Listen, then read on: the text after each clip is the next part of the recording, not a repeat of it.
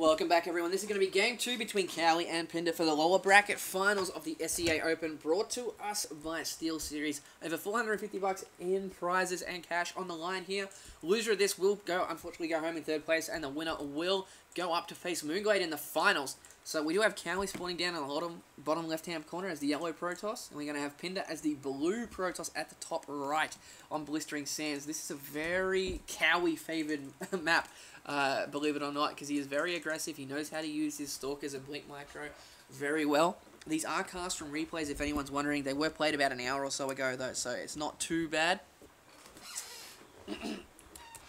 Steel Series and at the SCA.com just didn't want any chance of mistreating the abuse of the stream. No cheating allowed. So this is the best way to do it. Unfortunately, until we figure out a way to consistently get a delay on the stream, this is the way it's going to be.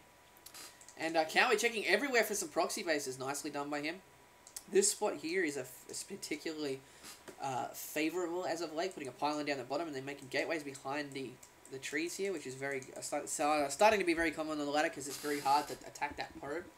Sorry, the pylon down the bottom. And it looks like the probes do high five in the middle. So nothing out of the ordinary from either one so far, which is good to see. They're more pretty much identical timings as well. I'm going to say we're probably going to see some 4-gate stuff coming in from Kowi. Just because that's where his strength lies. The early aggression, the early pressure is where his strength lies. Whereas Pinder will want to try and survive until he can get his expansion up. Okay, he does throw random things out there, like those DTs in game 1. They did take very good effect because just Kowi wasn't ready for it. He just wasn't ready for anything like that to happen, which is good. It's good to throw some weird cheese in your builds, especially in best of 5s, just to keep your opponent guessing. If you play standard all the time, 24/7, people start to realize that, and they stop caring about proxies, and they start going on all those greedy, 15 Nexus versus Zerg, or just 1-gate into Robo versus Protoss, just really, really greedy builds, and it starts to hurt you in the long run. So if you throw those 1 or 2 cheeses out randomly, it really helps to keep them guessing like that. And we do have 2 gas coming from Pinder, so we might be seeing some tech-heavy stuff. And the same from... not the same from Kowi. Do not have the second Vespene guys as of yet. So that's going to be interesting. He is floating about 200, almost 300 minerals, so we might be going for a really fast expand. Or he's going to be able to drop something very, very soon. What do we got? We have a probe.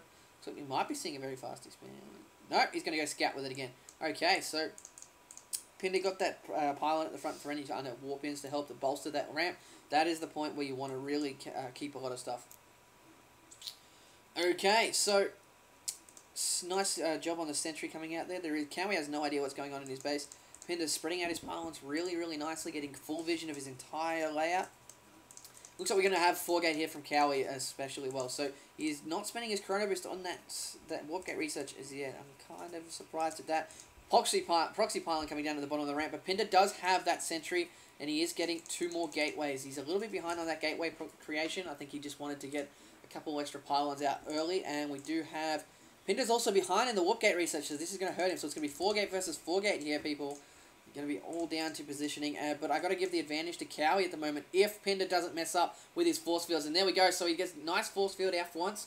Takes out the first Zealot, pulls his Zealot back so he doesn't get hurt by that Stalker as well. Nicely done by him there. I think Kowi's just trying to waste his force field energy. He's got 1. Pinder has almost 2 force fields left in him. As the warp gate research does finish, we got lots of Zealots coming in now with a sentry of Kowi's own. So, have a look back here. Pinder's gateways are only just finishing now. His warp gate research is about to finish as well. So it's going to be up to Kowi. Can he get up this ramp in time? Pinder does have 3 sentries. Oh, nicely done. A force field at the top of the ramp as well. Pinder's force field is a little bit off guard there. He does not want to get those units up. Pulls down another force field as his gateways finish. So now it's going to be 4-gate versus 4-gate with that robotics facility on the way. He really needs another sentry to get that force field off. He does have force field now. Nicely done by Pinder. Getting us around on a lot of these Zealots. And the sentries are stuck up there as well. They're going to just melt to this Zealot army of Pinders. And more Stalkers being warped in as well. More force fields going down. But, oh no, Pinder, don't let those go down. Nicely done.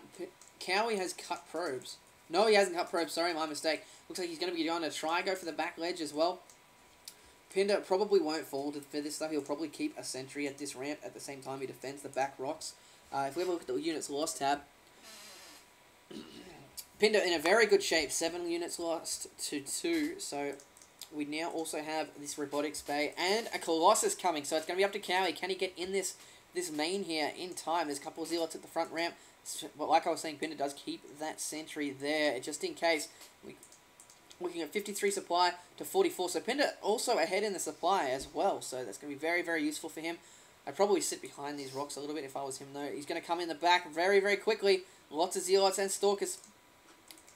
52. Nice force fields by Pinder. He wants to buy time for that Colossi to come out as he does keep warping in more units.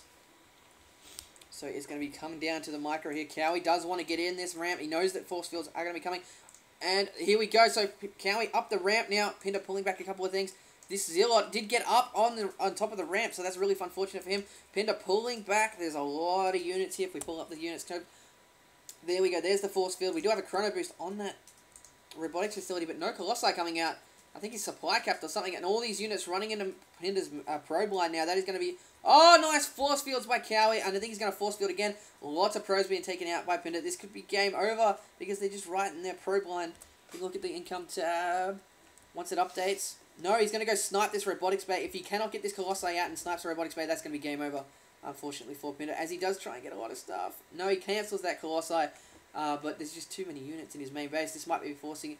Must not let game progress past 4 gate. GG. Alright, so GG from Pinder. It's going to be 1-1.